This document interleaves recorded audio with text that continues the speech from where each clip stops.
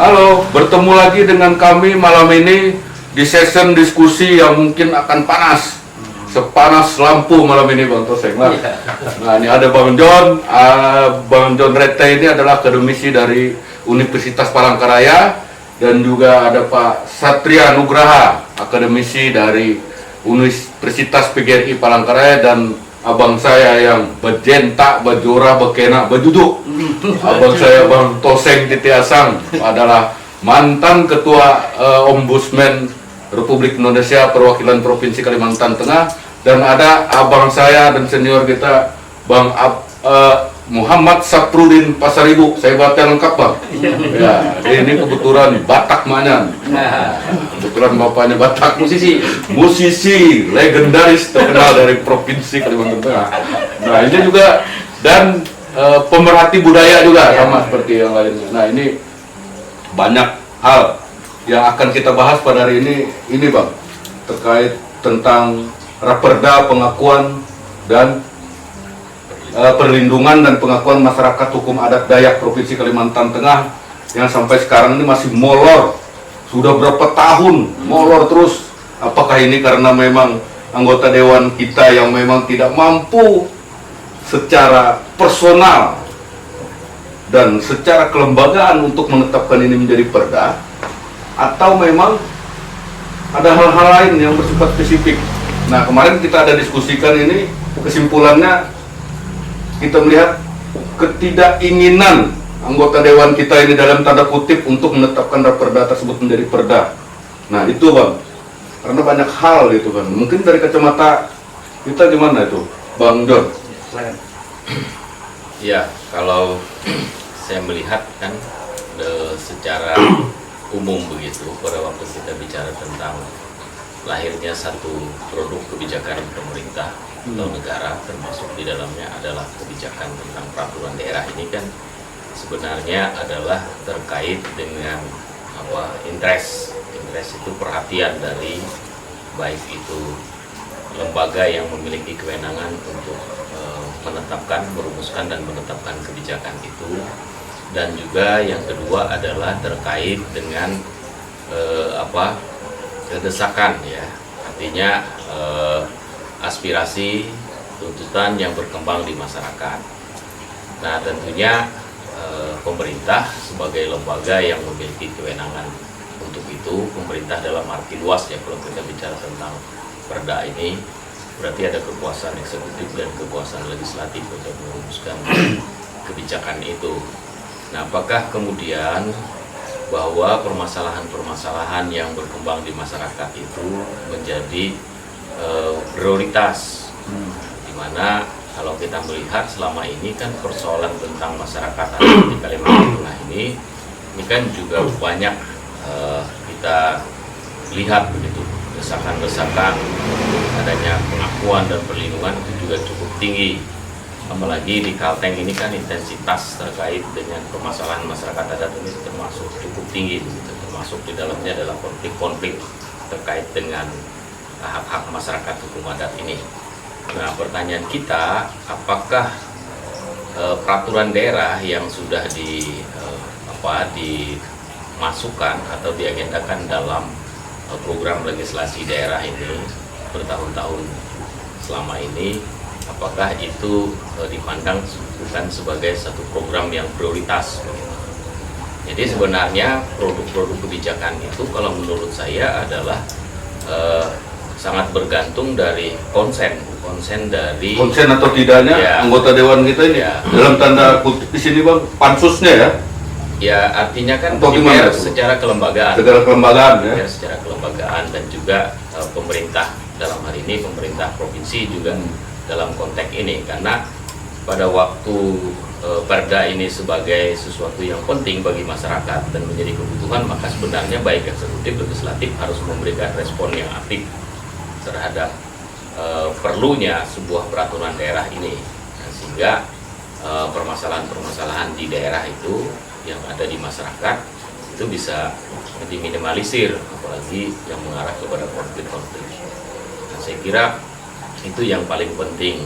Cepat lambat itu kan sebenarnya adalah bergantung dari political will, political will dari para pihak begitu, terutama para stakeholder ini. Jadi stakeholdernya itu interest tidak begitu. Nah, kalau kita bicara tentang substansi materi, saya kira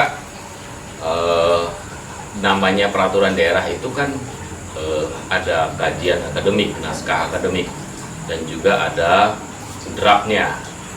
Nah, saya kira isi atau substansi materi itu tentunya harus mengakomodir dari apa yang dibutuhkan masyarakat, dan kemudian yang kedua adalah sepanjang tidak bertentangan dengan peraturan-peraturan di atasnya, sehingga keberadaan dari peraturan daerah itu memang secara substansi materi dia pantas untuk ditetapkan oleh pemerintah, ya, oleh pemerintah daerah begitu, bersama dengan DPR. Saya kira itu.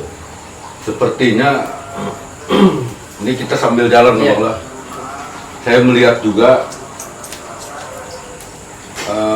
ada keengganan dari legislatif kita, dalam tanda kutip nih, untuk segera melakukan penetapan perda tersebut. Apalagi mungkin ini ada interest politik atau dampak apa gitu kan. Sementara masyarakat Dayak kita kan resah nih, Bang. Ya. Resah sekali, banyak persoalan-persoalan yang harusnya diakomodir di dalam Praperda pengakuan dan perlindungan masyarakat adat Dayak itu. Pak Satria, gimana Pak Satria ini? Perlu kita dorong ini DPRD ini untuk segera melakukan penetapan terhadap Praperda tersebut. Artinya kalau tidak kurang perbendaharaan, bahan dan sebagainya, Pak Satria bisa bantu juga kan? Bang Udin bisa bantu, Bang Tosen bisa bantu, Pak John bisa bantu gitu kan. Nggak usah malu-malu lah, tanya-tanya lah gitu kan. Yang penting tetapkan dulu, masyarakat Dayak kita sangat membutuhkan ini. Pak Satria gimana nih Pak Satria? Ya, jadi sebenarnya kalau melihat kondisi yang terjadi terhadap Praperda pengakuan dan perlindungan MHA ini, Pak, ya, masyarakat umum adat, sebenarnya DPRD ini sebenarnya harus lebih kembali kepada rohnya sebagai kelembagaan negara itu. Artinya sebagai legislasi, harusnya dia memahami fungsinya bahwa dia menjadi perwakilan masyarakat nih untuk ini berarti bukti kesuksesan mereka mengemban amanat masyarakat itu, Bang Don ya, Bang Tosen ya. Kalau selama puluhan tahun maksud tersebut, puluhan tahun lagi, berapa tahun ini, anggap puluh tahun ya, lebih dari 10 tahun kan, berarti ini sudah membantu. Artinya berapa wakil rakyat kita tidak mampu untuk menyelesaikan itu mungkin. Ya, makanya Pak, jadi kembali tadi sebenarnya jadi anggota Dewan DPRD bersama pemerintah provinsi ini harus bisa betul-betul mengedepankan apa yang jadi kepentingan masyarakat, khususnya masyarakat hukum adat. Karena secara peraturan perundang-undangan pun itu sudah diatur secara jelas, mungkin sedikit kalau tidak salah di pasal 18B ya, ayat 2 itu Pak, negara kan mengakui hak-hak dan kesatuan masyarakat hukum adat. Nah, jadi ada beberapa persyaratan. Situ pertama adalah persyaratan pertama, sepanjang hak-hak ini masih hidup. Seperti yang kita ketahui, hak-hak masyarakat ataupun kesatuan hukum adat di Kalteng ini sampai sekarang masih hidup kan, masih betul-betul lengket di sekitar kita. Jadi itu dulu yang kita perhatikan. Yang kedua itu searah dengan perkembangan zaman. Di Kalteng ini walaupun modern, tetap adat kita tuh masih tetap seimbang mengikuti, Pak. Seimbang mengikuti, tidak ada yang namanya tergerus karena modernisasi atau mungkin budaya-budaya yang lain masuk. Nah, itu juga menjadi patokan sebenarnya supaya pemerintah provinsi dan juga DPRD segera memacu untuk menyelesaikan masyarakat hukum adat ini. Karena juga selanjutnya di pasal 28I ayat 3 itu UUD 45 itu mengatakan identitas dan hak budaya masyarakat itu betul-betul dihormati dan diakui oleh negara. Jika undang-undang sudah berbicara seperti itu, harusnya wakil-wakil rakyat kita yang ada di DPR, kemudian pemerintah provinsi, jangan ragu lagi nih. Harusnya nggak usah pikir panjang, kenapa kok seperti terlambat atau mungkin ditahan-tahan, ada masalah apa? Atau menurut kalau gitu sahkan dulu Bang Jonnya, sahkan dulu jadi Raperda. Jadi mana? Bisa, kalau dimungkinkan gitu kan? Jadi perda. Jadi melihat yang dari diucapkan oleh Pak John tadi, bahwa draft naskah akademik pun kalau tidak salah sudah juga disusun. Berarti yang kurang apalagi gitu Pak? Secara kajian sudah atau ada. Atau kurang anunya gitu kan? Atau kurang anunya ini? Atau apa? Saya nggak tahu juga itu. Secara kajian yang pasti kan masyarakat adat Dayak secara keseluruhan dari ratusan subsuku ini sangat memerlukan Raperda ini ya, Bang ya? Perda ini ya. Perda ini. Kalau sudah ada draft naskah akademisnya, kemudian Raperda pun sudah sudah mungkin disusun juga. Itu merupakan bukti DPRD dan pemerintah provinsi, Pak, bahwa betul-betul pro dengan rakyat kalau ini sampai bisa secepatnya diselesaikan. Mungkin seperti itu. Itu bukti keberhasilan ya. Betul. Ya, kembali ke ini mantan ketua Ombudsman Republik Indonesia wilayah Provinsi Kalimantan Tengah, Abang Ahok Toseng Titiasang. Ya. Bang, gimana nih Bang? Oke, kembali bersama saya di sini. Bukan YouTube channel. Oke, jadi gini, saya dari sisi pelayanan ya. Ya. Selain mereka ada 3 fungsi tadi, legislasi, pengawasan dan penganggaran, jangan lupa bahwa mereka fungsinya juga pelayanan. Pelayanan dalam Terhadap jasa. masyarakat, ya. Jasa yang selama ini yang mereka lakukan. Karena mungkin ada janji-janji Ya, politik di itu sini kan Bang. pelayanan. Nah, ini yang sebenarnya mereka mungkin lalai atau apa, tidak ada lagi kita berbicara karena ada wabah COVID kan sekarang semua serba bisa diatur melalui virtual Zoom. Kalau mereka susah untuk bertemu tatap muka, kan begitu. Berarti tergantung niatnya. Ya, berarti ini salah satu pelayanan yang harusnya mereka lakukan tidak memenuhi itu. Nah, saya harapkan nanti ini kepada masyarakat jangan pilih lagi DPR yang anggota DPR yang memang nggak mau memberikan pelayanan yang sesuai. Karena ini kan aspirasi masyarakat ini melalui keterwakilan dari keterwakilan itu kan bisa lewat DAD, bisa lewat ormas. Nah, sekarang pelayanan sudah dilakukan maksimal oleh para akademisi dengan membuat rancangan. Sudah terakumulasi semua. Ya, sekarang pelayanan mereka untuk mengesahkan itu apa susahnya gitu. Nah, sekarang kita tuntut itu, mana pelayanan kalian? Yang kedua, menurut saya tidak perlu yang mereka harus berpikir sampai jungkir balik karena sudah sampai ada puluhan tahun, karena lebih 10 tahun, puluhan tahun ya Bang. Karena sudah draft akademisnya kan sudah dibuat. Ya. Mungkin mereka menambah redaksionalnya apa dan sebagainya. Kalaupun perlu ada revisi ya nanti. Ada aturan perundangan. Kuncinya itu apa namanya, keikhlasan dan keinginan niat tadi untuk melakukan pelayanan sesuai dengan harapan masyarakat supaya ini segera Bang, saya melihat nih, kalau seperti ini apakah ada kemungkinan nih semacam, mohon maaf nih, semacam blunder nih untuk ketua dewan nih, dibuat terkatung-katung seperti ini nih. Padahal ketua dewan kan, yang saya tahu Pak Wiyatno ini konsisten untuk menuntaskan persoalan masalah adat nih, sebagai orang Dayak ini Pak John. Ya kan, dan banyak orang-orang kita, wakil kita di sana tuh adalah orang Dayak. Ada ndak arah-arah nih? Ini sedikit-sedikit nyerempet nih. Saya kalau melihatnya ya, kalau dari sisi kepemimpinan, ketua DPD beliau orangnya well kok dan mau menerima. Contohnya teman-teman kita yang demo dia siap hadir. Nah, hanya ini kan tidak dia kan yang membahas itu karena ada komisi atau pansus atau tim. Nah, hanya sekarang tim ini kan pelayanannya tadi kita kembalikan. Mau nggak mereka?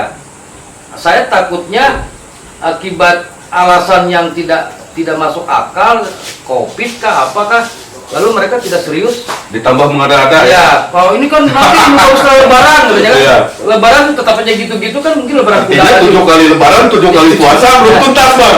Ya betul ya.